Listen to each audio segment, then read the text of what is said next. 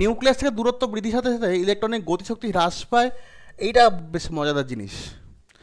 আচ্ছা দেখ, ইলেকট্রনের মোট শক্তি, টোটাল শক্তি আমরা বলেছিলাম তার কাইনেটিক এনার্জি আর পোটেনশিয়াল এনার্জি যোগফল বলেছিলাম। কাইনেটিক এনার্জি ভ্যালু কত পেয়েছিলাম আমরা?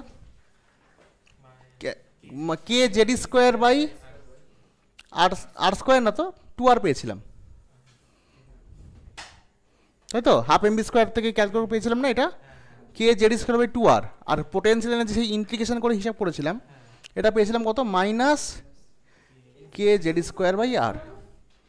এটা পেয়েছিলাম, এখান থেকে কমন নিয়ে আমরা একটা এনার্জি ফরম্যাট পেয়েছিলাম, তারপর সেখানে আর এর মান বসিয়ে মেন ভ্যালুটা ক্যালকুলেট করেছিলাম। এটা আমরা করেছিলাম ক্লাসে।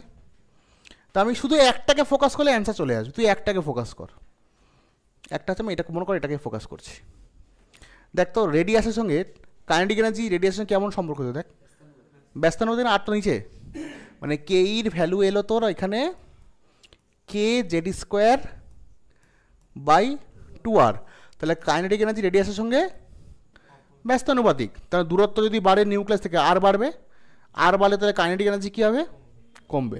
তাহলে কাইনেটিক এনার্জি কমবে কোথায় আছে? এখানে আছে, এটাতেও আছে, গতিশক্তি দ্রুত হ্রাস পায়, এটা হচ্ছে। আর এইগুলোতে বলেছে বৃদ্ধি আছে, তাহলে সি আর ডি কেটে দিলাম, এগুলো হবে না, তাই তো? এবার দেখ কাইনেটিক এনার্জি টোটাল এনার্জি দুটো শক্তি তো যোগফল, তাই তো? তুই খেয়াল করে দেখ, এটা যদি তোর কমে তাহলে এটা বাড়তে হবে, পরিষ্কার? দুটো তো কনস্ট্যান্ট, টোটাল এনার্জি তো কনস্ট্যান্ট, কেই প্লাস পোটেনশিয়াল এনার্জি মিলে তো টোটাল এনার্জিটা কনস্ট্যান্ট। তো তাহলে কাইনেটিক যদি কমে তাহলে পোটেনশিয়াল বাড়বে, বা এখানে দেখ মাইনাস সাইনও দেওয়া আছে, মাইনাস সাইন মানে কিন্তু বাড়বে। ঠিক আছে, তাহলে কোনটা হবে উচিত? গতিশক্তি হ্রাস পায় কিন্তু স্থিতিশক্তি বৃদ্ধি পায়, একের এই অপশানটা হবে, এইটা, এটা হবে না।